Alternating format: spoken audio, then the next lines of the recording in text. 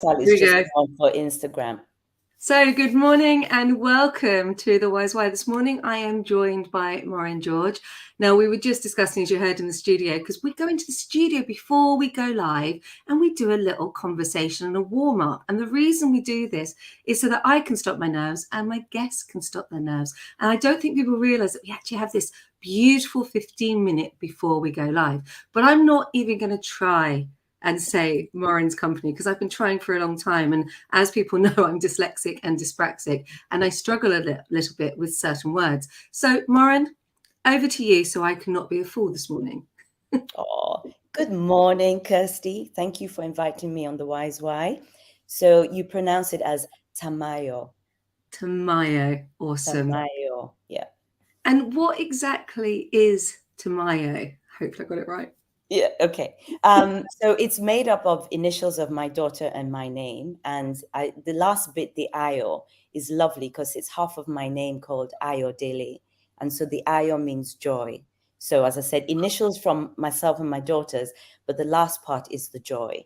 So I put it together, checked on the internet, what does this mean? And then I thought, as long as it's not something dodgy, it was a Mexican artist. I thought, oh, that would do. Yeah. Brilliant. Yeah, so there was no clashing. So I love it. It's a beautiful name. It really is. And I think, we've talked in the past about how powerful a name can be, should be, because it is who you are. And, I watch my daughter as she's growing into her name and doing exactly the same thing that I did, that doesn't like it, does like it, doesn't like it, does like it. But tell us what, and I'm going to try and say it, Tamayo does. Hope you're going right. Yeah, no, Tamayo, it's fine. Tamayo is a fair trade brand. I worked in fair trade for about 20 years. So the values that fair trade, how they operate is extremely important to me. So when Tradecraft went into administration, I left before they actually did that because most of us were made redundant. It was really important for me to carry on that work. I started my career in fast fashion, so it was like Topshop, then River Island, and then worked for wholesalers, and then moved into fair trade. And when I moved into fair trade, it was just looking for jobs, and I came across it, and I thought, what's fair trade?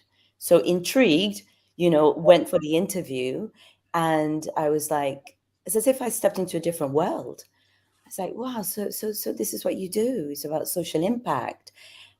So I joined the company, and it was only until I went on my first trip to India that the whole thing hit me.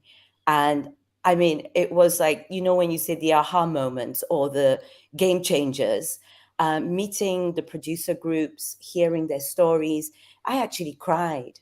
That was how deeply it affected me. So I'll tell you one, there are many, many stories, but one in particular. I went to St. Mary's in Ahmedabad, in India. It's the Gujarat region, and these ladies embroider beautiful embroidery, and that region has the religious. There's a bit of conflict, them coming together, so they're quite separate. So you've got the Hindus, the Muslims, the Christians, and these ladies come to a center. And they get the it's like piecework. They get the embroidery and then take it home so they can work at home with looking after their children, etc. And these ladies are from different religious backgrounds, but it's just the power of women. They come there together, they get their work, they get to know each other, and all that is put aside, right? And the fact that they learned the skill, just a needle, changed everything for them. Become financially independent, have a bank account, enough for medical care, send their children to school. It was really eye-opening. And I just thought one needle made all that difference. And there's so many stories. And you get to sit with them, watch them work, give them some design brief, and you see how they interpret it as well. So it's about sharing those skills and ideas. So, that co-creation, it's just really powerful. But it's just making sure that they feel that they're respected for their skills and what they bring to the table as well. That to me is so important. And I love it. And unless you've travelled, and I've been very blessed in my life, particularly in the last sort of 20 years, to travel and see different parts of the world, and seeing the, at that needle, or watching children kicking around a plastic water bottle. And, we think about the disposability of a plastic water bottle, but that is their football. There is nothing more empowering and humbling, in my opinion, that it's that cultural thing, isn't it? That we sometimes, particularly me, white middle class, living in rural Oxfordshire, I forget about the bigger picture. And what I love is what you do and how you empower. You're sitting here wearing your earrings. Can you tell us the story about those? Yeah, I love my earrings. So these are recycled paper earrings. So they're like cut up and rolled and painted and varnished. It's all water-based, all healthy. I'm sorry, not healthy, eco-friendly. Eco-friendly. And basically it's by women artisans in Eswatini called Quasi Design. And they, as I said, there's a community there, and it's all fair trade. It was started by Doran. Doran's a British lady, and she went out there and she set this group up. And I absolutely love, I've known them for many, many years. I've never actually had the chance to visit them, but I've known Doran for many years working at Tradecraft, and I've just carried on the relationship. So it's just amazing. I actually have a post up. I do quite a few posts on them anyway, but there's a recent post with Jabu, who does all the administration and the order processing. But I will be showcasing all the other women artisans in the group. But it's the fact that they're using up waste paper, and they are creating such beautiful products. And actually, when I sell on the market, it's great because I come face to face with the customers, so I can tell the story as well. And so many people are amazed. Wow, it's made of paper. They just assume it's something else. And I'm like, yeah, obviously the brass bits are, the hook and the ring, but they're just amazed. So how long have you been selling? So obviously this is a podcast. So what Mm. markets do you sell at, so people know where to find you? And I know Yeah, you've got an online presence, but where do yeah. people find you? Portobello mostly, and Queen's Park like once a month, but Portobello every weekend, Saturday, Sunday. So yeah, I'm there. And what's nice is it's been going a year, but now I'm getting regulars, or people coming back. Oh, what else have you got? What's new? And that's lovely. And buying something, and also just seeing the fact that people are so impressed that I'm here selling fair trade, selling eco-friendly products, recycled paper, wooden beads, recycled fabric, everything's organic, cotton, natural materials. They just keep saying, just keep doing what you're doing. We're so happy to be able to come and see it, just passing by, and suddenly they come across me and I'm telling them these stories, and some people hang out for like ages. It's like, oh, tell me more. So I just get so much out of it, just having that face to face. So it's brilliant. But you also have customers that pre-order, because I was looking at your Instagram, and there it was. Somebody had wanted a belt. Was it a belt from Guatemala? And then Yeah.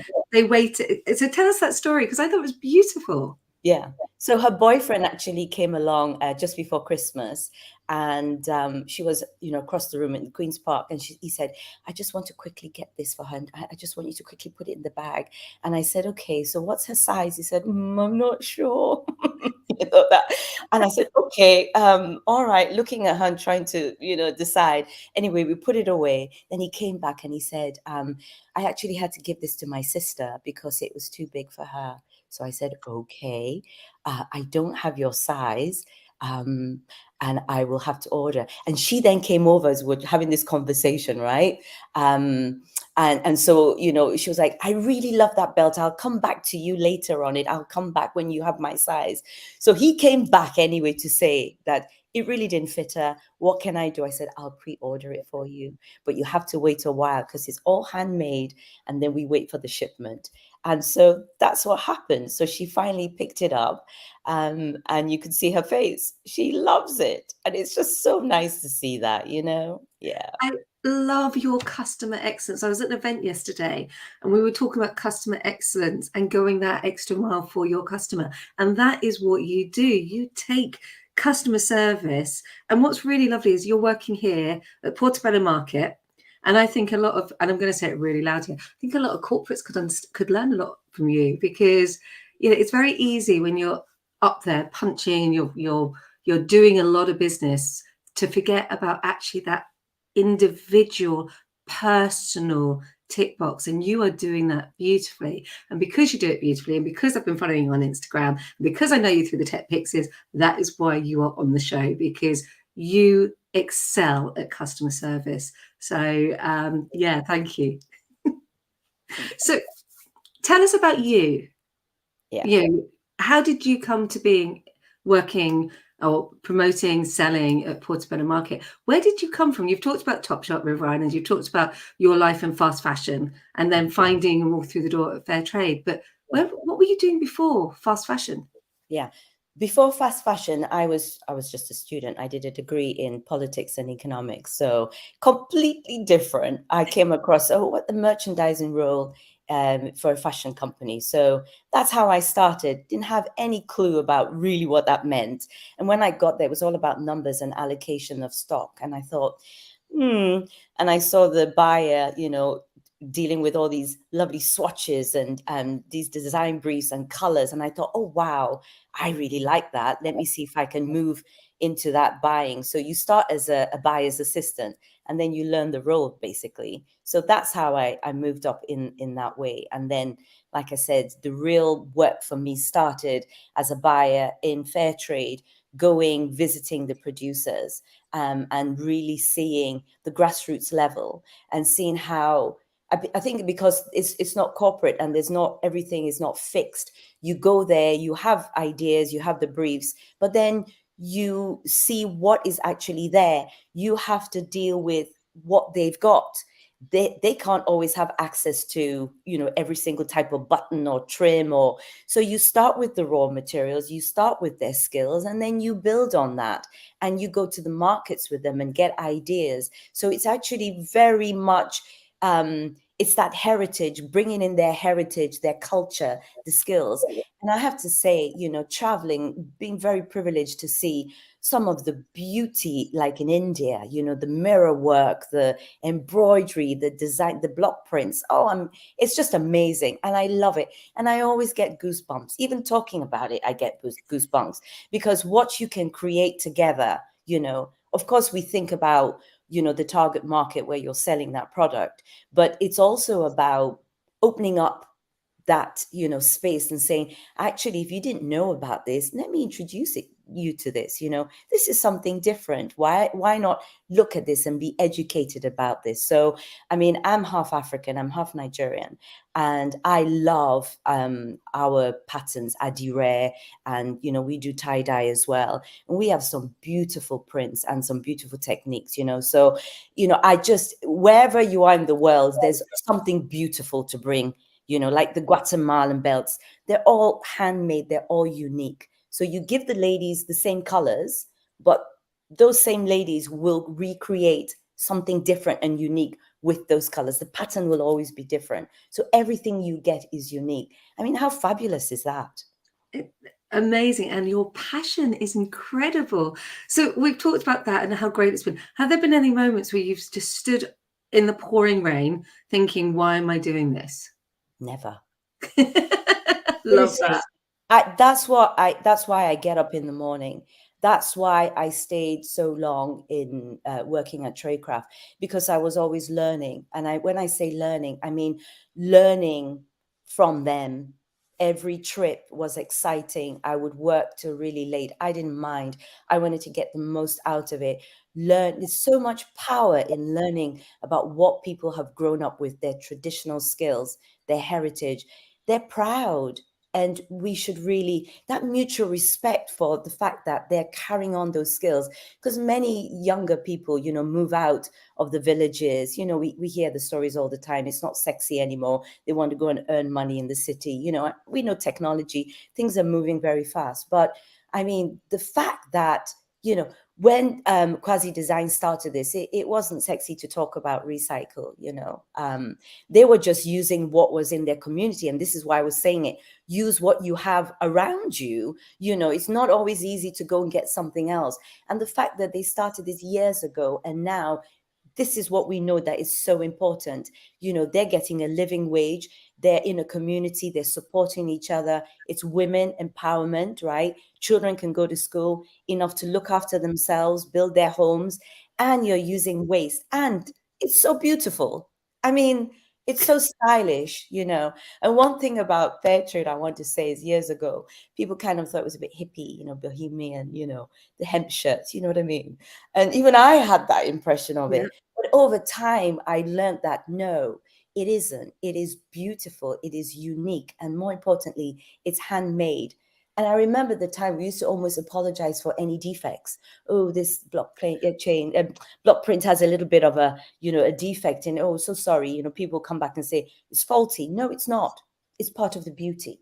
So educate your customer about what this means, how long it takes to make. The fact that it's not coming through a machine, right? They're putting their love into it. This is what is so important. So for me, I have never thought otherwise. I get up at 4:30 in the morning to go to Portobello Market on a Saturday, and I'm there and I get home about 6, shattered, sit down and go, oh, what a day, But that's what it's about. And when I was a buyer, I didn't get that face to face, right? Now I do. I just love it because, like I said, people tell me, they give me the feedback straight away. I know what it means to them. And when people say to you, just keep doing what you're doing, well, then there's nothing to think about, right? Yeah, absolutely. So something I didn't tell you the other day was my mum, through the church, she used to go down, well, my mum, my dad, and I at times used to go down to the fair trade depot, pick up lots and lots of stuff, and then take it up to the church for the Sunday, sell it, and then take it back. Yeah. So that was part of the whole thing. Yeah. And I mean, when I think back to that was about 20 years ago. But I grew up with fair trade coming through the church all the way through my childhood. And I don't talk about my life in the church very often because I don't actually go these days. But I pop in, I pop out, and I'm very much a fair weather person when it comes to Christianity. But I was brought up and I was in the church choir, and fair trade was a huge part of our lives. And we had people who would come over from Kenya. And I can remember sitting down in the church hall as a child, and we were given a poppadom and curried cabbage. Now, at that point, I was a young child, and I was like, oh, I'd never eaten a poppadom, and I'd certainly never eaten curried cabbage. But that was a meal in Kenya.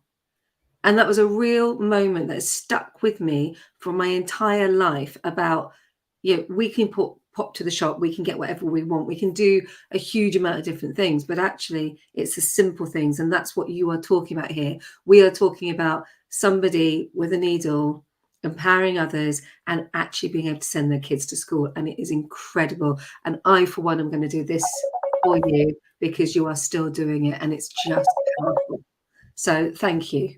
Thank you for sharing that. You're welcome. I think someone's calling us.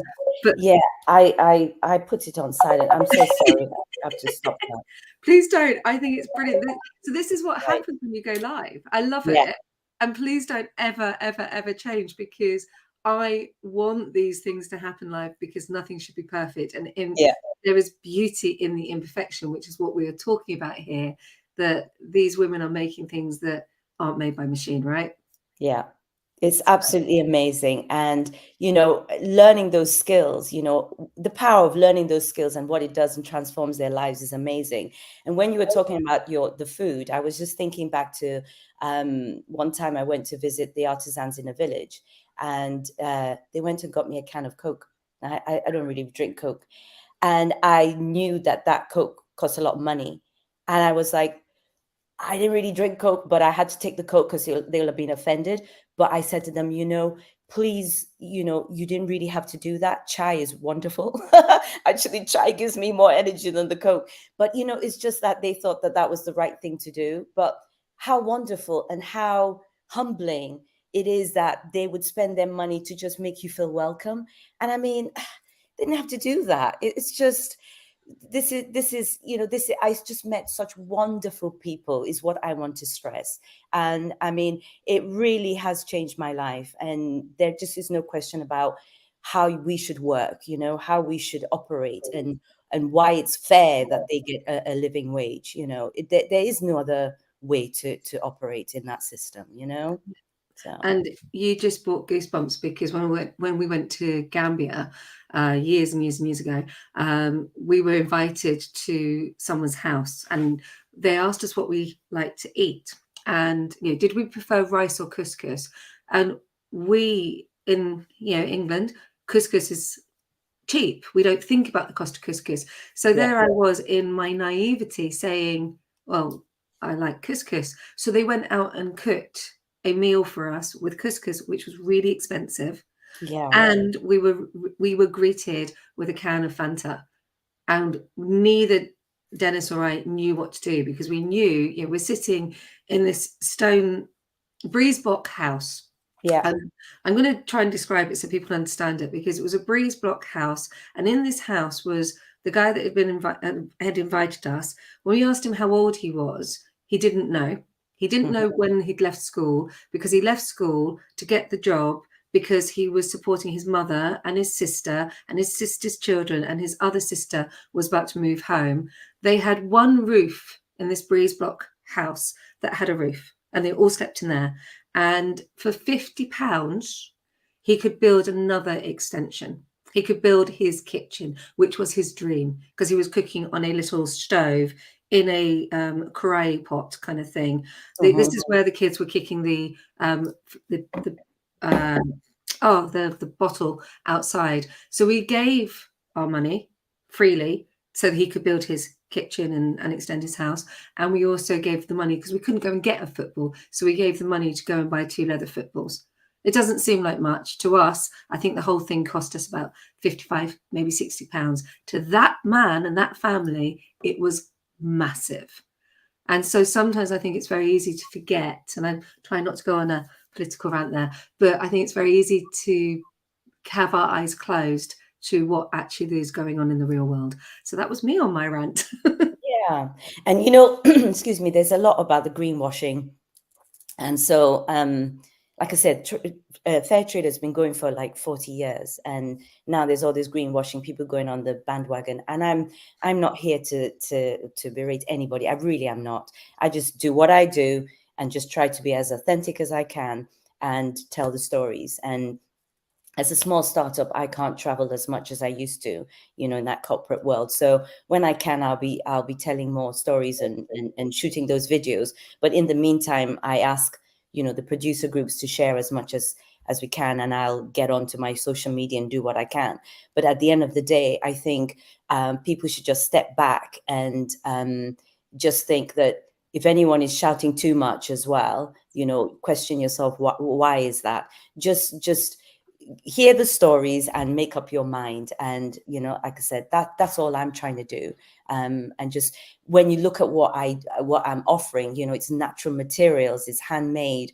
I mean, I think it just says it all. I don't need to say more than that, really. Just brilliant. So who inspired you along the way? I've heard about the women that you work with, the clothing that you sell, but who inspired just you? Who's been there? There have been so many people. It's the women behind the producer groups, so a lot of them, obviously, they're getting producer artisans together who may not speak English, etc. So it's the women who run these, like Moon from Tara projects. There's many of them, and I don't want to say just one and leave loads out, but there's so many, right? In all the different parts of the world. Maricucha in Peru, Alpa. There's Jayshree, Manjin. There's Doran. There's so many of them. Okay, and that's what I'm saying. Oh no, Becky wants that. There's so many women, and that's why it's so powerful. Because actually, when you look at those countries, these are informal sectors, and they are making up, they're giving that economy so much, and yet it's not always shouted up, right? And when I was looking at the statistics of women founders, how much investment they can get, it's kind of like something percent. And then when you look at it as a woman of color, it becomes even less and less. And it's like, well, what am I going to do? So I thought, you know what? I'm just going to start little and just grow. And I mean, I'm passionate about sustainability. And this word, people say it's overused, but fair trade was about the fair wage, we also thought very much about the environment. Hence, we use natural materials, natural dyes, things are handmade, it's slow fashion. But some of this terminology wasn't there when we started, right? Slow fashion is a new one, but that's what we are. And we always try to ship by sea. So we're thinking about carbon footprint. Like I said, the natural dyes, that's for the environment. So, and also a lot of these artisans, they would do crop rotation, and therefore that's the regenerative farming that people are talking about today, so that they either grow the cotton, and when the cotton's grown, they can put the vegetables and the soil nutrients, the biodiversity, they have a few animals. So all of that is not new. It's just now all coming back, and we're talking about it because of the climate crisis, right? So when I think about what fair trade means, and within sustainability now, it's the social side of it. But like I said, I wanted to make the point that we've always thought of the environment as well.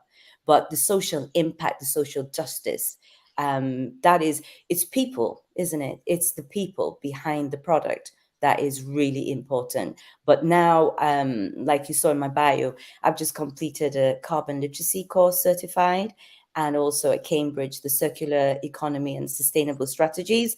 And I did that because I wanted to learn more about the key terminology, the new updates, what's going on. And that leads me onto the blockchain. So I'm starting to learn about blockchain, and that's just a system where you can add data along the supply chain and you can't really cheat. So it's like the artisans could put in, yes, I get paid a fair wage, so it's there. It's in the system and anyone can trace it through. So it's very transparent. And to me, that's just an enabler, just like circular economy is an enabler. It will just make fair trade and what I'm doing more efficient and more transparent. And that's a good thing. And this circular economy is very exciting.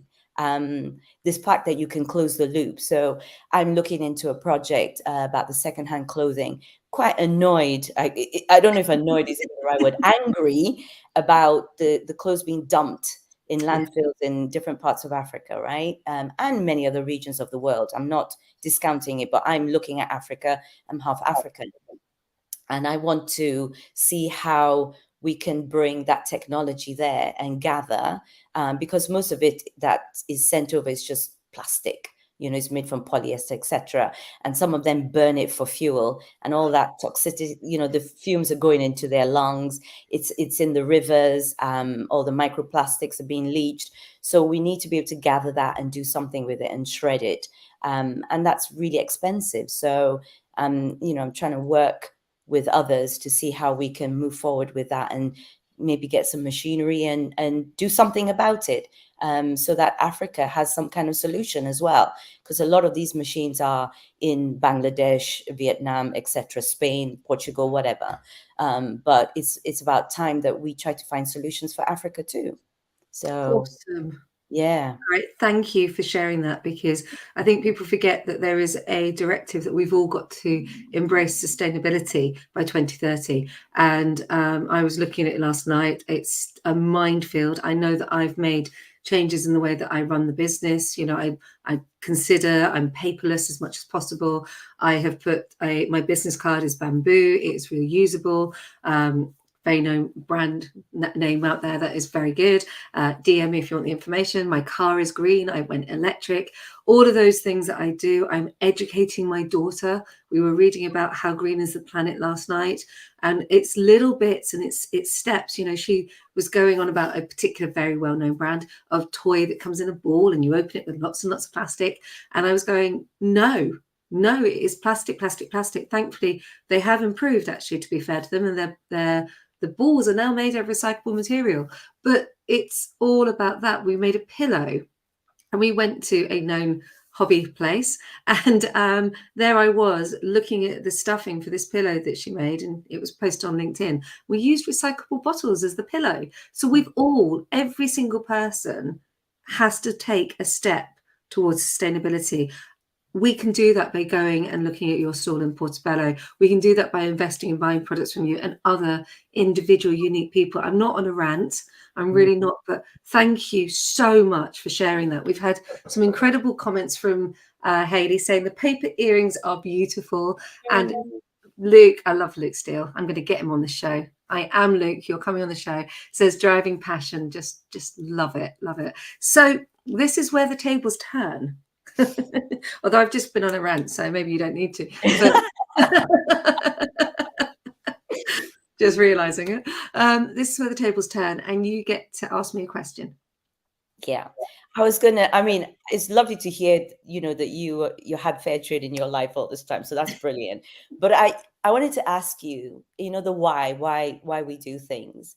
Over time, what has your why changed? Have people that you've interviewed, have they influenced you? And has it changed along this way? Hugely. So my whole business has changed because of the Wise Why. So when I set up the business, I wanted to do it originally as a support marketing salesy function. I don't do that. I do, but I don't do that. The Wise Why has definitely inspired me. Steve Rush, episode I can't remember right now off the top of my head. He runs the Leadership Hacker, which is a brilliant podcast. And because he was coming on the show, because he's around the corner from me, I started to listen to his podcast. That then took me to the Hot Sauce Principle. The Hot Sauce Principle by Brendan, which is, the name has escaped me, has revolutionized the way I work. So I now think of tasks, and I use this with my clients. And I was talking to Rubina Sheikh about this recently. The Hot Sauce Principle allows me to know how to allocate my time, how to allocate the tasks which are important and the ones which aren't. So I'm much more structured. I have expanded and grown, and I am expanding the business because of the business insights that I have received from people on the show. So if I look back over the 54 episodes, including yours, the amount of learning I have been privileged to by sitting in this seat blows my mind. I am probably the luckiest person in the entire world because I sit here and listen to business leaders. I listen to inspirational people like you, and my brain is expanded and I'm learning every time I get a new guest on. If I was to list all of them, well, I mean, obviously Joy Foster, she is inspirational. She is the reason I actually launched a podcast, because at the time you couldn't go live on LinkedIn unless you had a particular standing, and I applied and got it. Beth for social media advice. Yesterday I was at a networking event and I walked in and there were people who've been on the show. They were at the networking event. I felt supported. Some of the people who didn't know me went, "Are you a radio host or something?" And I was like, no, but I do host a podcast. "Oh yeah, you're the camera person." I'm like, "Yeah, I'm the on-camera marketing person." So I'm incredibly privileged. And would I stop the show? Does it get thousands of views? No. But would I stop the show? No. And the reason I'm not going to stop the Wise Why is because I get to showcase people like you, and you get to get this and get it spread across your socials, and I get to lift you up. So yeah, I'm very grateful I launched this. That's amazing. And when you're saying that, I wanted to say thank you to people who have supported me along the way as well. I've had different mentors, which I don't know if we have time for them to mention them. Yeah, okay. So I think I started with Daniela, and then to Doreen, and they'll know who they are. And then I had Debbie, and I have Jay, and I have Alicia. But also I have the Camden Black Creatives, who gave me my first kind of marketing event, and then a pop-up in Hampstead for about a month. So they started that business journey for me. So I want to say thank you to them, because then you get yourself out there, then you get that confidence, because as a buyer, you're behind the scenes, right? So that was the start of my journey. And I have to say, meeting people and talking about what I do is so, so important. And I will never stop doing that. That is, you can see the product, you can hear the stories, that is so powerful. So I just want to thank all those people for helping me, supporting me. And I hope I haven't missed anyone out, because, but even Tech Pixies Joy, let's even mention Joy, just helping me to get through the social media, which I didn't know anything about, So Joy is so inspirational. So thank you, Joy, because again, that's how I met you, Kirsty. So, let's give a round of applause for Joy. Yeah, very much. as you were doing that, I was realizing I should shout out to all the names. Like, oh my goodness, I'm going to see Hayley, who was on the here. Oh, I can't even think of her name. The running person at Lollipop Local. The every single guest on this show has given me something, including you. Thank you for your time. Everybody should go, if you're in London, go to Portobello. Is it Saturday?